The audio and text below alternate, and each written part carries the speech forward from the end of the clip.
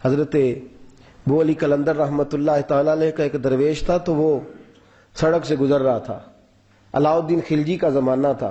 علاؤالدین خلجی بہت بڑے حکمران ہوئے متحدہ ہندوستان کے، پاکستان، ہندوستان، افغانستان، سب پہ ان کی مشترکہ حکومت تھی۔ تو ان کا ایک گورنر روڈ سے گزرنا تھا، اس نے تو سپاہی جو تھے وہ رستے صاف کرا رہے تھے۔ تو ایک بزرگ تھے، حضرت ابو علی قلندر کے مرید تھے، خلیفہ تھے، تو وہ بھی روڈ پہ گزر رہے تو تنے تنہا ہاتھ میں چھڑی پکڑی ہے، تنے تنہا گزر رہے ہیں۔ تو وہ کہنے لگے بابا جی سائڈ پہ ہو جائیں، گورنر صاحب نے گزرنا ہے۔ تو فرمانے لگے اتنی سڑک پڑی ہے، گزر جائے گا کہ مجھے سائڈ پہ کر کے گزرنا، گزر جائے۔ انہوں نے کہا نہیں آپ کی مہربانی ہٹ جائیں۔ کہا بھائی میں کیوں ہٹوں؟ وجہ اس کی اتنا رستہ ہے، گزر جائے، میں بوڑھا آدمی ہوں، تم مجھے سائڈ پہ کرو گے پھر رستہ ڈھونڈتا پھروں گا۔ کہا بابا تیری مہربانی ہٹ جا، نگاہ فقر میں شان سکندری کیا ہے، اور خراج کی جو گدا ہو وہ کیسری کیا ہے۔ اس نے کہا میں اس کو کیا سمجھتا ہوں، بادشاہ ہوگا تو گھر ہوگا، میں اسے کیا سمجھتا ہوں۔ اور میں ناراض نہ ہوئیے گا، امیروں کو خراب غریبوں نے کیا ہے، بڑوں کو خراب چھوٹوں نے کیا ہے۔ اگر ہم گاڑیوں کے آگے پیچھے بھاگنا چھوڑ دیں تو لیڈر سیانے ہو جائیں۔ یہ ہمارے نعرے تباہی کرتے ہیں، ہم نہیں سمجھتے کہ ہم کتنا نقصان کرتے ہیں۔ نگاہ فقر میں شان سکندری کیا ہے، خراج کی جو گدا ہو وہ کیسری۔ اقبال کہتے ہیں کہ وہ تو بڑے فقیر ہیں جن کو تم بادشاہ سمجھتے ہو، تمہارا ٹیکس نہ ملے تو ان کی حکومت نہیں چلتی۔ تو خراج کی جو گدا ہو وہ کیسری کیا۔ خیر حضرت ابو علی قلندر رحمۃ اللہ علیہ کے وہ درویش جو تھے نا، وہ روڈ پہ کہا بابا جی ہٹ جائیں۔ کہنے لگے نہیں ہٹتا۔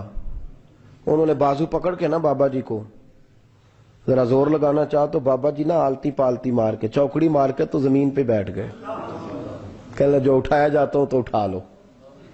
اب تو درویش کبھی ضد کرتے نہیں، اور اگر کریں تو مسلم شریف میں میرے نبی پاک نے فرمایا رب اشغاز اکبر لو اقسم علی اللہ لابرہ، فرمایا رب کریم کا بندہ تو اللہ کو قسم دے دے تو اللہ اس کی قسم کو پورا فرما دیتا ہے، اللہ اس کی قسم کو پورا فرماتا ہے۔ تو میں جاؤ اٹھتا ہوں تو اٹھا لو۔ بحث ہونے لگی، لوگ کٹھے ہو گئے، رش ہو گیا، تو اتنی دیر میں گورنر صاحب کی سواری بھی پہنچ گئی۔ تو گورنر صاحب کہنے لگے بابا اٹھتا کیوں نہیں؟ فرمانے لگے کیوں اٹھوں، اتنا رستہ ہے گزر جا۔ بابا اٹھ کیوں شور ڈالا ہوا ہے؟ کہنے لگے تو میرے نوکر کا نوکر ہو کے مجھے اٹھنے کا کہتا ہے، میرے نوکر کا۔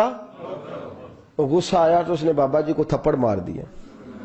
بابا جی اور ہنسے، کہنے لگے تجھے کہا تھا نا نوکر کا نوکر ہے، تو واقعی نوکر ہے۔ اس نے کہا میں تھپڑ مارتا ہوں، بابا ہنستا ہے۔ یہ زیادہ انسلٹ ہوتی ہے، آپ کر کے دیکھیں۔ آپ غصے کے جواب میں غصہ کریں تو سامنے والے کو کوئی سزا نہیں۔ آپ کبھی گالی کے جواب میں مسکرا دینا، یار اب میں تیرے ساتھ بات کروں، تیرے ساتھ بحث کروں تو یہ زیادہ بڑی سزا، یاد رکھیے گا۔ ہم تو دشمن کو بھی پاکیزہ سزا دیتے ہیں، ہاتھ اٹھاتے نہیں، اسے اس کی نظروں سے گرا دیتے۔ جب تھپڑ مارا تو بابا جی ہنس پڑے، کہنے لگے تجھے کہا تھا نا تو غلام ہے، تو بھائی واقعی غلام ہے۔ اب جب ہنسے تو اب اس کو ڈھارس ہوئی، توجہ ہوئی، کہنے لگا بابا ماجرا کیا ہے، میں کیسے غلام کا غلام ہوں؟ تو بابا کہنے لگا دیکھنا، تجھے مسجد آنے کا کہے تو تیرے لیے مصیبت ہے، اتنے لوگوں کو تو ٹائم دے لیتا ہے لیکن اللہ کو تو نہیں دے پاتا، تو نفس کا غلام ہے اور نفس میرا غلام ہے، لہذا تو میرے غلام کا غلام ہے، تو میرے نوکر کا۔ کہنے لگا یہ ساری نفس پرستی ہے، یہ جو تو نے دنیا داری اکٹھی کی ہوئی ہے نا، یہ جو تیرے نعرے لگ رہے ہیں اور تو سمجھتا ہے کہ یہ میرے، یہ تو تنخواہ دیتا ہے، تیرے نعرے لگاتے ہیں، ذرا تنخواہ چھوڑ کے بات کر، پھر دیکھ تیرے کتنے نعرے لگتے ہیں۔ تو یہ ڈرتے ہیں تجھ سے لوگ، تیرے آگے پیچھے بھاگتے ہیں، ذرا اقتدار سے سائڈ ہو تو یہ پتہ لگے تیری قیمت کیا ہے۔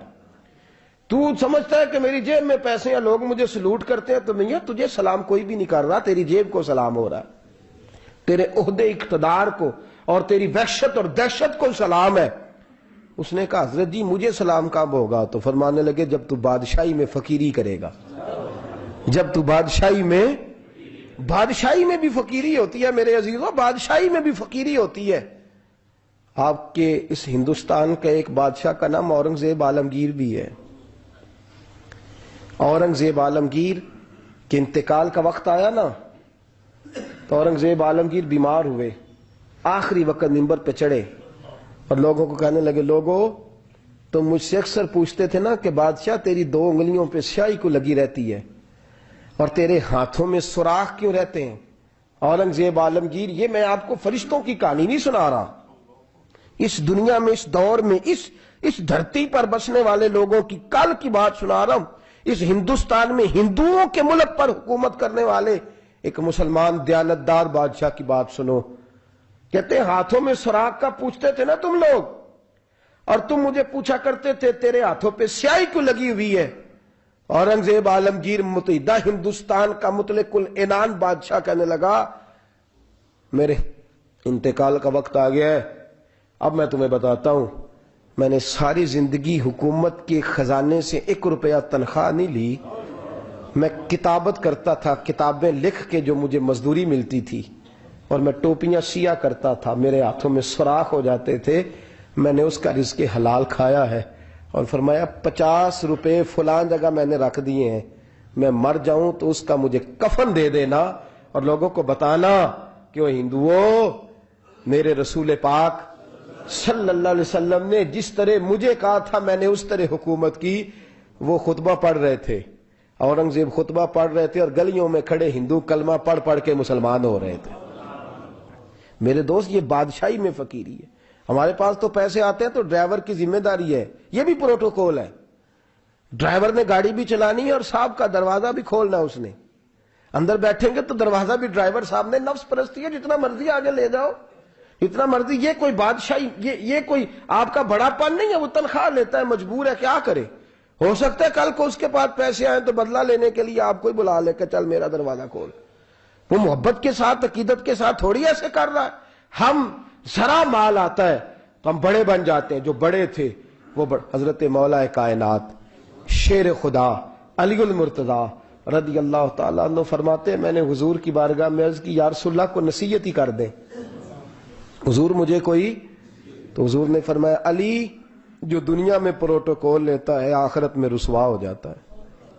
جو دنیا میں دنیا داری، دبدبے، تنتنے کی خواہش کرتا ہے، خواہش کرت، ملا رومی رحمت اللہ علیہ نے بڑا عجیب جملہ لکھا ہے۔ ملا رومی کہتے ہیں ہمارے پاس فرعون جتنے پیسے نہیں، نمرود جتنی دولت نہیں، ورنہ کئی لوگوں کا خدا بننے کو دل کرتا ہے، معاذ اللہ تعالیٰ۔ وہ کہتے ہیں کئی لوگوں کا دل کرتا ہے کہ لوگ ہمیں سجدہ کریں، لیکن فرعون اور نمرود جتنی طاقت دولت نہیں، ورنہ لوگ کرائیں، معاذ اللہ تعالیٰ۔ خواہشات نفس اتنی بڑھ گئی ہیں، اچھا لگتا ہے، اچھا لگتا ہے۔ ہمارے لیڈران کہتے ہیں 2-4 بندے ہلکے میں مرے نہ تو الیکشن کا مزہ ہی نہیں، معاذ اللہ تعالیٰ۔ یہ ہمارا حال ہو گیا، ہم نعرہ بازی کی قائل قوم ہیں، ہم نعروں پہ زندہ رہنے والے نفس پرست بنتے جا رہے ہیں۔ شیر خدا رضی اللہ تعالیٰ عنہ فرماتے ہیں رسول کریم نے فرمایا جو یہاں عزتیں ڈھونڈتا ہے، یہاں خواہش کرتا ہے نعروں کی، پروٹوکول کی، آخرت میں رسوا کر دیا جاتا ہے۔ اور فرمایا جو یہاں جھک جاتا ہے اللہ قیامت میں اسے عزتیں عطا فرما دے گا۔ یہ حضور نے نصیحت فرمائی۔ وما علینا الا البلاغ۔